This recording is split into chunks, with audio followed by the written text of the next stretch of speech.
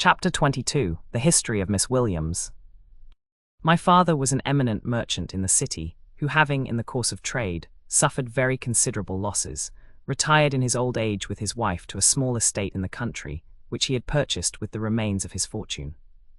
At that time, I being but 8 years of age, was left in town for the convenience of education, boarded with an aunt, who was a rigid Presbyterian, and confined me so closely to what she called the duties of religion, that in time I grew weary of her doctrines, and by degrees received an aversion for the good books she daily recommended to my perusal.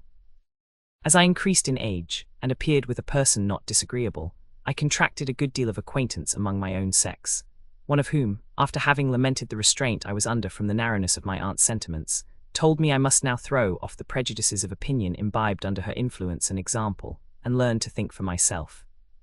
For which purpose she advised me to read Shaftesbury, Tyndall, Hobbes, and all the authors that are remarkable for their deviation from the old way of thinking, and by comparing one with the other, I should soon be able to form a system of my own. I followed her advice, and whether it was owing to my prepossession against what I had formerly read, or the clearness of argument in these my new instructors, I know not. But I studied them with pleasure, and in a short time became a professed freethinker. Proud of my improvement, I argued in all companies, and that with such success that I soon acquired the reputation of a philosopher, and few people durst undertake me in a dispute. I grew vain upon my good fortune, and at length pretended to make my aunt a proselyte to my opinion, but she no sooner perceived my drift than, taking the alarm, she wrote to my father an account of my heresy, and conjured him, as he tended the good of my soul, to remove me immediately from the dangerous place where I had contracted such sinful principles. Accordingly, my father ordered me into the country, where I arrived in the 15th year of my age, and, by his command, gave him a detail of all the articles of my faith, which he did not find so unreasonable as they had been represented. Finding myself suddenly deprived of the company and pleasures of the town, I grew melancholy, and it was some time before I could relish my situation. But solitude became every day more and more familiar to me, and I consoled myself in my retreat with the enjoyment of a good library, at such times as were not employed in the management of the family, for my mother had been dead 3 years, in visiting, or some other party of rural diversion. Having more imagination than judgment, I addicted myself too much to poetry and romance, and in short, was looked upon as a very extraordinary person by everybody in the country where I resided. I had one evening strayed, with a book in my hand, into a wood that bordered on the high road, at a little distance from my father's house, when a certain drunken squire, riding by, perceived me and crying, "Halloa! There's a charming creature," alighted in a moment, caught me in his arms, and treated me so rudely that I shrieked as loud as I could, and in the meantime opposed his violence with all the strength that rage and resentment could inspire. During this struggle another horseman came up, who, seeing a lady so unworthily used, dismounted and flew to my assistance. The squire, mad with disappointment, or provoked with the reproaches of the other gentleman, quitted me, and running to his horse, drew a pistol from the saddle, and fired it at my protector, who, happily receiving no damage, went up and, with the butt end of his whip, laid him prostrate on the ground before he could use the other, which his antagonist immediately seized, and clapping to the squire's breast, threatened to put him to death for his cowardice and treachery. In this dilemma I interposed and begged his life, which was granted to my request, after he had asked pardon, and swore his intention was only to obtain a kiss. However, my defender thought proper to unload the other pistol, and throw away the flints before he gave him his liberty. This courteous stranger conducted me home, where my father, having learned the signal service he had done me, loaded him with caresses, and insisted on his lodging that night at our house. If the obligation he had conferred upon me justly inspired me with sentiments of gratitude, his appearance and conversation seemed to entitle him to somewhat more. He was about the age of 22, among the tallest of the middle size, had chestnut-coloured hair which he wore tied up in a ribbon, a high polished forehead, a nose inclining to the aquiline, lively blue eyes, red pouting lips, teeth as white as snow, and a certain openness of countenance. But why need I describe any more particulars of his person? I hope you will do me the justice to believe I do not flatter, when I say he was the exact resemblance of you, and if I had not been well acquainted with his family and degree, I should have made no scruple of concluding that you was his brother. He spoke and seemed to have no reserve, for what he said was ingenuous, sensible, and uncommon. In short, said she, bursting into tears, he was formed for the ruin of our sex. His behaviour was modest and respectful, but his looks were so significant, that I could easily observe, he secretly blessed the occasion that introduced him to my acquaintance. We learned from his discourse that he was the eldest son of a wealthy gentleman in the neighborhood, to whose name we were no strangers, that he had been to visit an acquaintance in the country, from whose house he was returning home, when my shrieks brought him to my rescue. All night long my imagination formed 1,000 ridiculous expectations. There was so much of knight-errantry in this gentleman, coming to the relief of a damsel in distress, with whom he immediately became enamored, that all I had read of love and chivalry recurred to my fancy. And I looked upon myself as a princess in some region of romance, who, being delivered from the power of some brutal giant or satyr, by a generous Orundates, was bound in gratitude, as well as led by inclination, to yield up my affections to him without reserve. In vain did I endeavour to chastise these foolish conceits by reflections more reasonable and severe. The amusing images took full possession of my mind, and my dreams represented my hero sighing at my feet, in the language of a despairing lover. Next morning after breakfast he took his leave, when my father begged the favour of further acquaintance with him, to which request he replied by a compliment to him, and a look to me so full of eloquence and tenderness that my whole soul received the soft impression. In a short time he repeated his visit, and as a recital of the particular steps he pursued to ruin me would be tedious and impertinent, let it suffice to say, he made it his business to insinuate himself into my esteem, by convincing me of his own good sense, and at the same time flattering my understanding. This task he performed in the most artful manner, by seeming to contradict me often through misapprehension, that I might have an opportunity of clearing myself the more to my own honour. Having thus secured my good opinion, he began to give me some tokens of a particular passion, founded on a veneration of the qualities of my mind, and, as an accidental ornament, admired the beauties of my person. Till it being fully persuaded of his conquest, he chose a proper season for the theme, and disclosed his love in terms so ardent and sincere, that it was impossible for me to disguise the sentiments of my heart, and he received my approbation with the most lively transport. After this mutual declaration, we contrived to meet more frequently in private interviews, where we enjoyed the conversation of one another, in all the elevation of fancy and impatience of hope that reciprocal adoration can inspire. He professed his honourable intentions, of which I made no question, lamented the avaricious disposition of his father, who had destined him for the arms of another, and vowed eternal fidelity with such an appearance of candour and devotion, that I became a dupe to his deceit. Cursed be the day on which I gave away my innocence and peace. Cursed be my beauty that first attracted the attention of the seducer. Cursed be my education, that, by refining my sentiments, made my heart the more susceptible. Cursed be my good sense, that fixed me to one object, and taught me the preference I enjoyed was but my due. Had I been ugly, nobody would have tempted me. Had I been ignorant, the charms of my person would not have atoned for the coarseness of my conversation. Had I been giddy, my vanity would have divided my inclinations, and my ideas would have been so diffused, that I should never have listened to the enchantments of one alone. But to return to my unfortunate story. After some months the visits of my lover became less frequent, and his behaviour less warm. I perceived his coldness, my heart took the alarm, my tears reproached him, and I insisted upon the performance of his promise to espouse me, that whatever should happen, my reputation might be safe. He seemed to acquiesce in my proposal, and left me on pretence of finding a proper clergyman to unite us in the bands of wedlock. But alas, the inconstant had no intention to return. I waited a whole week with the utmost impatience, sometimes doubting his honour, at other times inventing excuses for him, and condemning myself for harbouring suspicions of his faith. At length I understood from a gentleman who dined at our house that this perfidious wretch was on the point of setting out for London with his bride, to buy clothes for their approaching nuptials. This information distracted me. Rage took possession of my soul. I denounced 1,000 imprecations, and formed as many schemes of revenge against the traitor who had undone me. Then my resentment would subside to silent sorrow. I recalled the tranquillity I lost, I wept over my infatuation, and sometimes a ray of hope would intervene, and for a moment cheer my drooping heart.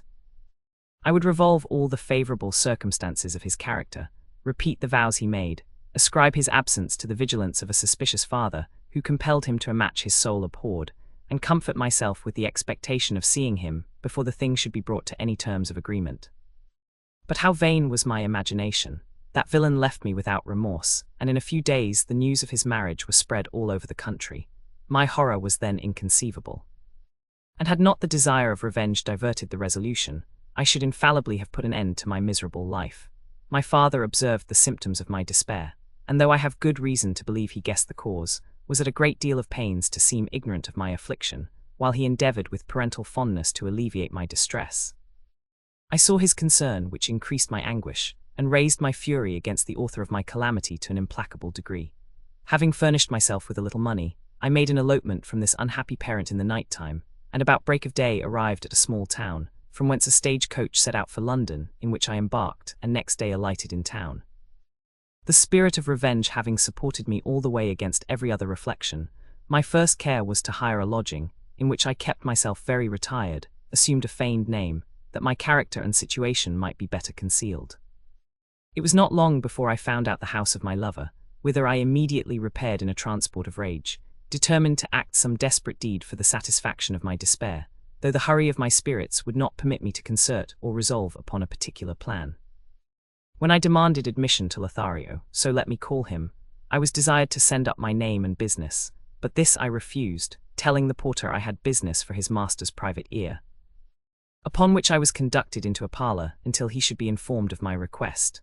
There I remained about a quarter of an hour, when a servant entered and told me his master was engaged with company, and begged to be excused at that time. My temper could hold out no longer. I pulled out a poniard from my bosom, where I had concealed it, and rushing out flew upstairs like a fury, exclaiming, "Where's this perfidious villain? Could I plunge this dagger into his false heart, I should then die satisfied." The noise I made alarmed not only the servants, but the company also, who hearing my threats came forward to the staircase to see what was the matter. I was seized, disarmed, and withheld by 2 footmen, and in this situation felt the most exquisite torture in beholding my undoer approach with his young wife. I could not endure the sight, was deprived of my senses, and fell into a severe fit, during which I know not how I was treated.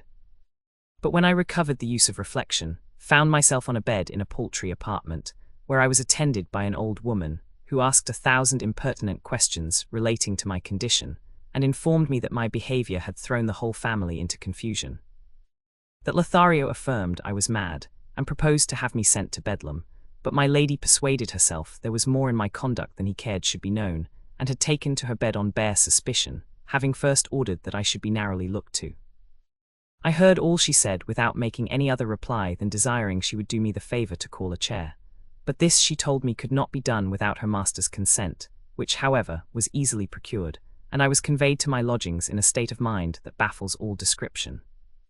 The agitation of my thoughts produced a fever, which brought on a miscarriage, and I believe it is well for my conscience that Heaven thus disposed of my burden, for let me own to you with penitence and horror, if I had brought a living child into the world, my frenzy would have prompted me to sacrifice the little innocent to my resentment of the father's infidelity.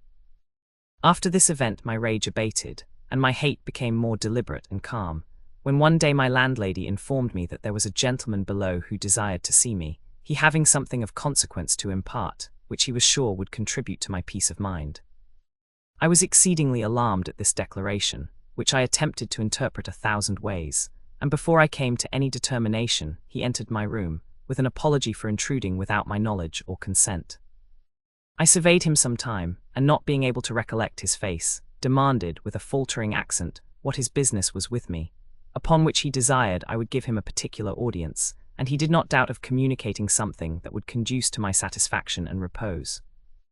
As I thought myself sufficiently guarded against any violence, I granted his request, and bade the woman withdraw. The stranger, then advancing, gave me to understand that he was well acquainted with the particulars of my story, having been informed of them from Lothario's own mouth, that from the time he knew my misfortunes he had entertained a detestation for the author of them, which had of late been increased and inflamed to a desire of revenge. By a piece of dishonourable conduct towards him, that hearing of my melancholy situation, he had come with an intention of offering his assistance and comfort, and was ready to espouse my quarrel, and forthwith take vengeance on my seducer, provided I would grant him one consideration, which he hoped I should see no reason to refuse. Had all the artifice of hell been employed in composing a persuasive, it could not have had a more instantaneous or favourable effect than this discourse had upon me. I was transporting with a delirium of gloomy joy. The contract was made, he devoted himself to my revenge, undertook to murder Lothario that very night, and to bring me an account of his death before morning. Accordingly, about 2 of the clock, he was introduced to my chamber, and assured me that my perfidious lover was no more. That although he was not entitled to such an honourable proceeding, he had fairly challenged him to the field, where he upbraided him with his treachery towards me, for whom, he told me, his sword was drawn, and after a few passes left him weltering in his blood. I was so savaged by my wrongs, that I delighted in the recital of this adventure, made him repeat the particulars, and feasted my eyes on the blood that remained on his clothes and sword. My imagination was so engrossed by these ideas, that in my sleep I dreamed Lothario appeared before me pale, mangled, and bloody, blamed my rashness, protested his innocence, and pleaded his cause so pathetically that I was convinced of his fidelity, and waked in a fit of horror and remorse. I dropped asleep again, and the same apparition recurred to my fancy. In short, I passed the night in great misery, and looked upon my avenger with such abhorrence, that in the morning, perceiving my aversion, he insinuated there was still a possibility of Lothario's recovery. It was quite true he left him wounded on the ground, but not quite dead, and perhaps his hurts might not be mortal. At these words I started up, bade him fly for intelligence, and if he could not bring me tidings of Lothario's safety, at least consult his own, and never return. For I was resolved to surrender myself to justice, and declare all I knew of the affair, that, if possible, I might expiate my own guilt, by incurring the rigours of a sincere repentance and ignominious death. He very coolly represented the unreasonableness of my prejudice against him, who had done nothing but what his love of me inspired, and honour justified, that now he had, at the risk of his life, been subservient to my revenge, I was about to discard him as an infamous agent, occasionally necessary. And that, even if he should be so lucky as to bring news of Lothario's safety, it was probable my former resentment might revive, and I would upbraid him with having failed in his undertaking. I assured him that on the contrary he should be dearer to me than ever, as I then should be convinced he acted more on the principles of a man of honour than on those of a mercenary assassin, and scorned to take away the life of an adversary, how inveterate soever, which fortune had put in his power. "Well then, madam," said he, "whatever may have happened, I shall find it no difficult matter to acquit myself in point of honour," and took his leave in order to inquire into the consequences of his duel. I was now more sensible than ever of the degrees of guilt and misery. All the affliction I had suffered hitherto was owing to my own credulity and weakness, and my conscience could only accuse me of venial crimes. But now that I looked upon myself as a murderer, it is impossible to express the terrors of my imagination, which was incessantly haunted by the image of the deceased, and my bosom strung with the most exquisite agonies, of which I saw no end. At length Horatio, for so I shall call my new friend, returned, and telling me I had nothing to fear, delivered into my hands a billet containing these words: "Madam, as I understand it is of consequence to your peace, I take this liberty to inform you that the wounds I received from Horatio are not mortal." This satisfaction my humanity could not deny, even to a person who has endeavoured to disturb the repose as well as the life of Lothario. Being well acquainted with this hand, I had no reason to suspect an imposition in this letter, which I read over and over with a transport of joy, and caressed Horatio so much that he appeared the happiest man alive. Thus was I won from despair by the menaces of a greater misfortune than that which depressed me. Griefs are like usurpers, the most powerful deposes all the rest, but my raptures were not lasting. That very letter which in a manner re-established my tranquillity, in a little time banished my peace. His unjust reproaches, while they waked my resentment, recalled my former happiness, and filled my soul with rage and sorrow.